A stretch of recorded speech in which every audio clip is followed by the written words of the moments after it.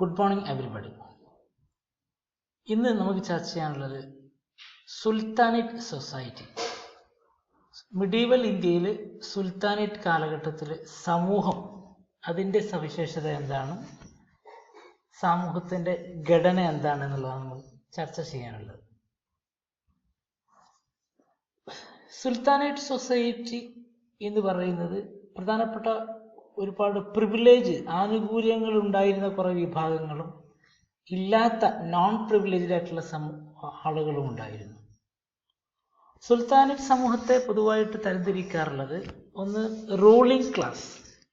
Ruling class എന്ന് പറയുമ്പം sultan and ruling family, also and nobles, പ്രഭുക്കന്മാരൊക്കെ ഉൾപ്പെടുന്നതാണ്.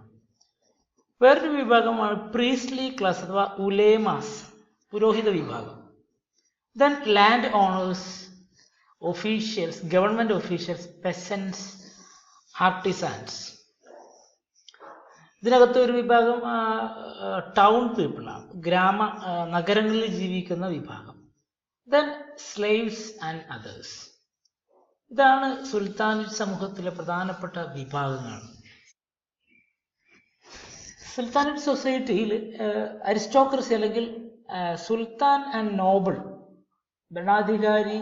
ഭരണാധികാരി കുടുംബങ്ങൾ, നോബിൾസ്, പ്രഭുക്കന്മാര്, അതോടൊപ്പം തന്നെ ഹിന്ദു വിഭാഗങ്ങളിലെ പ്രാദേശിക രാജാക്കന്മാർ അല്ലെങ്കിൽ രാജ കുടുംബാംഗങ്ങൾ, പ്രധാനപ്പെട്ട ലാൻഡ് ലോഡ്സ്, ഭൂപ്രഭുക്കന്മാരെല്ലാം ഉൾക്കൊള്ളുന്ന വിഭാഗമാണ് ഈ അരിസ്റ്റോക്രാസി അഥവാ കുലീനവർഗം, ഏറ്റവും ഉയർന്ന വിഭാഗം.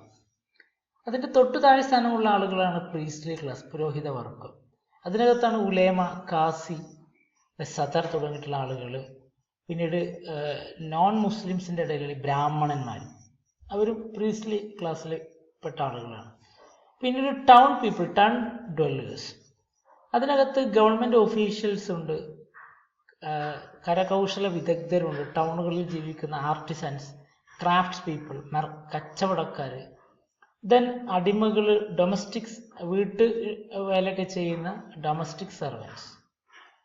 പിന്നീട് ഏറ്റവും വലിയൊരു വിഭാഗം എന്ന് പറയുന്നത് കർഷകനാണ്, ഗ്രാമങ്ങളിൽ ജീവിക്കുന്ന, വില്ലേജുകളിൽ ഉണ്ടാവുന്ന വലിയൊരു വിഭാഗം ആളുകളാണ് കർഷകർ. ഇവരുടെ സുൽത്താൻ്റെയും അവരുടെ നോബിൾസിൻ്റെയും ജീവിതത്തെക്കുറിച്ച് പറയുമ്പം ഇവർ കൊട്ടാരവുമായിട്ട് ബന്ധപ്പെട്ട് നിൽക്കുന്ന ആളുകളാണ്. ഇവര് ഇക്തകൾ എന്താണെന്ന് ഞാൻ പറയാം. ഇക്താദാർമാരായിരുന്നു.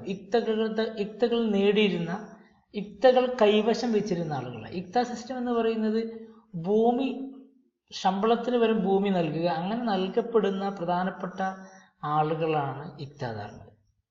ഇപ്പോൾ പ്രഭുക്കന്മാര് വലിയൊരു വിഭാഗം ആളുകളെ ഇക്ത ഹോൾഡേഴ്സ് ആയിരുന്നു, അഥവാ ഇക്താദാർമാരായിരുന്നു. അപ്പം ഈ ചീഫ്റ്റൈൻസ് അല്ലെങ്കിൽ നോബിൾസിനകത്തും പ്രാദേശിക മുഖ്യന്മാർ, പ്രാദേശിക ഭരണാധികാരികൾക്ക് അകത്തൊക്കെ അല്ലെങ്കിൽ ഗ്രാമത്തിലെ മുഖ്യന്മാർക്കിടയിലൊക്കെ എല്ലാ വിഭാഗങ്ങളിൽ നിന്നുള്ള ആളുകളുണ്ടായിരുന്നു. അതുപോലെ തന്നെ വലിയ കച്ചവടക്കാർ, ബാങ്കേഴ്സ്, മണി ലെൻഡേഴ്സ് എല്ലാം ഇതിനകത്ത് ഉൾപ്പെടുന്ന ആളുകളാണ്. അപ്പോൾ സമ്പത്തിൻ്റെ വലിയൊരു വിഭാഗം, അതുപോലെ അധികാരവും എല്ലാം ഈ വിഭാഗത്തിലാണ് കോൺസെൻട്രേറ്റ് ചെയ്തിരുന്നത്. അധികാരത്തിൻ്റെയും സമ്പത്തിൻ്റെയും ഒരു കേന്ദ്രീകരണം ഉണ്ടായിരുന്ന ഒരു വിഭാഗമാണ്, ഒരു ക്ലാസ്സാണ് സുൽത്താൻ ആൻഡ് നോബിൾസ് അല്ലെങ്കിൽ അരിസ്റ്റോക്രാറ്റിക് പീപ്പിൾ എന്ന് പറയുന്നത്. ഇവരുടെ ഉയർന്ന ജീവിത നിലവാരം ഉണ്ടായിരുന്ന ആളുകളാണ് ഈ വിഭാഗം ആളുകൾ. അതോടൊപ്പം ആഡംബര ജീവിതം നയിച്ചിരുന്നു. കൊട്ടാരത്തിലെ അല്ലെങ്കിൽ റോയൽ കാർഖാനാസ്, കൊട്ടാരത്തിലെ ഔദ്യോഗികമായ ഫാക്ടറികളിൽ ഇവർക്കുള്ള ഉൽപ്പന്നങ്ങളാണ് നിർമ്മിച്ചിരുന്നത്. ഏറ്റവും വിലയേറിയ ഉൽപ്പന്നങ്ങൾ, സിൽക്ക് കൊണ്ട്, സ്വർണം കൊണ്ട്, സിൽവർ കൊണ്ടെല്ലാം വലിയ വിലയേറിയ ഉൽപ്പന്നങ്ങൾ. രാജകൊട്ടാരത്തിൻ്റെ കാർഖാന എന്ന് പറയുന്ന ഫാക്ടറികൾ, നിർമ്മാണശാലകളാണ്. ഈ നിർമ്മാണശാലകളിൽ ഇവരുടെ ജീവിത നിലവാരത്തിന് തുല്യമായ ഉൽപ്പന്നങ്ങൾ നിർമ്മിച്ചിരുന്നു. അതോടൊപ്പം ഇവർക്കെല്ലാം, സുൽത്താൻമാർക്കും നോബിൾസിനും പ്രത്യേകമായ ഹാരം എന്ന് പറഞ്ഞാൽ അന്തപുരം എന്ന് പറയും. അഥവാ അവരുടെ സ്ത്രീകളുടെ, അവരുടെ വെപ്പാട്ടിമാരെയെല്ലാം നിലനിർത്തിയിരുന്ന കൊട്ടാരത്തിനകത്തുള്ള ഒരു ചെറിയ കൊട്ടാര സദൃശ്യമായ റൂമോ കൊട്ടാരമോ ആണ് ഹാരം എന്ന് പറയുന്നത്, അന്തപുരം എന്ന് പറയുന്നത്. അപ്പൊ അന്തപുരം ഉണ്ടായിരുന്നു, അതോടൊപ്പം തന്നെ അവർക്ക് അടിമകളും ഉണ്ടായിരുന്നു. ഇനി ഇക്ത സിസ്റ്റം നൊബിലിറ്റിയുമായി ബന്ധപ്പെട്ട അല്ലെങ്കിൽ ഈ സുൽത്താനേറ്റ് സമൂഹവുമായി ബന്ധപ്പെട്ട അവിടുത്തെ സാമ്പത്തിക സംവിധാനവുമായി ബന്ധപ്പെട്ട ഒരു സമ്പ്രദായമാണ് ഇക്ത സമ്പ്രദായം. നൊബിലിറ്റി ഗ്രൂപ്പ് നമ്മൾ പറഞ്ഞു ഏറ്റവും പവർഫുൾ ആണ് സുൽത്താനേറ്റ് കാലഘട്ടങ്ങളിൽ. അതിനകത്ത് അഫ്ഗാനികൾ, ടർക്കിഷുകൾ, ഇറാനിയൻസ് എല്ലാം ഈ നോബൽ ഗ്രൂപ്പിനകത്തുണ്ടായിരുന്നു. അതുപോലെ പ്രാദേശിക ഭരണാധികാരികൾ, മിലിറ്ററി ജനറൽ, സൈനിക നേതൃത്വം നൽകിയിരുന്ന ആളുകളെല്ലാം ഉയർന്ന ഉദ്യോഗസ്ഥരാണ്. ഇവർക്കെല്ലാം അവരുടെ സേവനത്തിന് പകരമായി നൽകുന്ന ശമ്പളം ക്യാഷായിട്ട് നൽകുന്നതിന് പകരം ഭൂമിയായിട്ടാണ് നൽകുന്നത്. ഈ ഭൂമിയിൽ നികുതി അവർക്ക് പിരിച്ചെടുക്കാം. അങ്ങനെ ഇവരുടെ സേവനത്തിന് പകരമായിട്ട് they were assigned a piece of land. ഈ ലാൻഡിനെയാണ് ഇക്ത എന്ന് പറയുന്നത്. അപ്പൊ ഇക്ത എന്ന് പറയുന്നത് ആക്ച്വലി ലാൻഡ് ഗ്രാൻഡ് ആണ്. ഭൂമി ദാനമായിട്ട് ഭൂമി ശമ്പളത്തിന് പകരമായി നൽകുന്ന സമ്പ്രദായമാണ്. അങ്ങനെ ഭൂമി നൽകപ്പെട്ടവരെയാണ് ഇക്താദാർ എന്ന് പറയുന്നത്. Holders of iqta were called iqtadar. ഈ സമ്പ്രദായമാണ് ഇക്ത സിസ്റ്റം എന്ന് പറയുന്നത്. അപ്പൊ ഇക്തയിൽ നിന്ന് അല്ലെങ്കിൽ ഇവർക്ക് കിട്ടിയ ഭൂമിയിൽ നിന്നുള്ള നികുതി അവർക്ക് പിരിച്ചെടുക്കാം. നികുതിയുടെ അവകാശം അവർക്ക്, അതിലെ ചെറിയൊരു ഷെയർ മാത്രമാണ് രാജാവിന് കൊടുക്കേണ്ടതുള്ളൂ. ഇതാണ് ഇക്ത സിസ്റ്റം എന്ന് പറയുന്നത്. രണ്ടാമത്തെ ഒരു വിഭാഗം സുൽത്താനേറ്റ് സമൂഹത്തിലെ ഒരു പ്രധാനപ്പെട്ട വിഭാഗമാണ് ഉലേമാസ് അഥവാ പ്രീസ്റ്റ്, പുരോഹിത വർഗം. മുസ്ലിം പ്രീസ്റ്റിനെയാണ് അല്ലെങ്കിൽ മുസ്ലിം മതകാര്യങ്ങളിൽ പ്രധാനപ്പെട്ട പങ്ക് വഹിക്കുന്ന, കാര്യങ്ങൾ തീരുമാനിക്കുന്ന, നിർണയിക്കുന്ന, ആചാരാനുഷ്ഠാനങ്ങൾക്ക് നേതൃത്വം കൊടുക്കുന്ന ആളുകളാണ് ഉലേമാസ് എന്ന് പറയുന്നത്. മുസ്ലിം പ്രീസ്റ്റ് ഓർ തിയോളജിയൻ. ഹിന്ദുക്കൾക്കിടയിൽ ബ്രാഹ്മണന്മാരുണ്ട്. അവരും ഈ വിഭാഗത്തിൽ വരുന്ന അല്ലെങ്കിൽ വലിയ സുപ്പീരിയർ സ്റ്റാറ്റസ് ഉള്ള വിഭാഗമാണ്. And they were given tax free land. നികുതി രഹിതമായ ഭൂമികൾ അവർക്ക് അനുവദിച്ചിരുന്നു. അവർ സമൂഹത്തിലെ ഉന്നത സ്ഥാനമുണ്ടായിരുന്ന, ആഡംബരമായ ജീവിതം നയിച്ചിരുന്ന ധനികരായിട്ടുള്ള വിഭാഗമായിരുന്നു.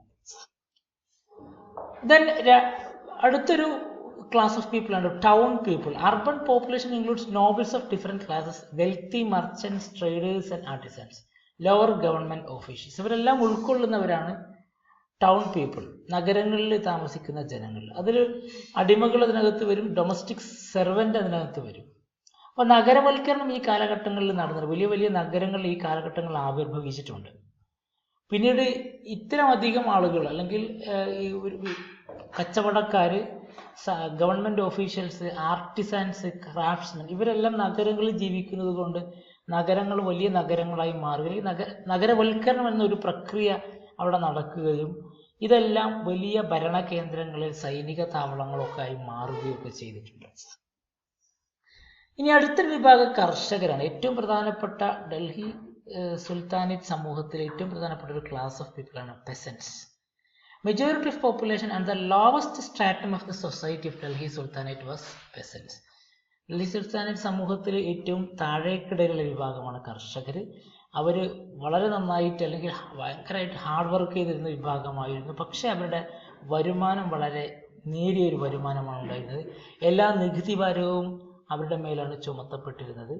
നോബിൾസിനും സുൽത്താൻ അല്ലെങ്കിൽ റോയൽ കുടുംബത്തിനും നികുതി കൊടുക്കേണ്ടിയിരുന്നില്ല.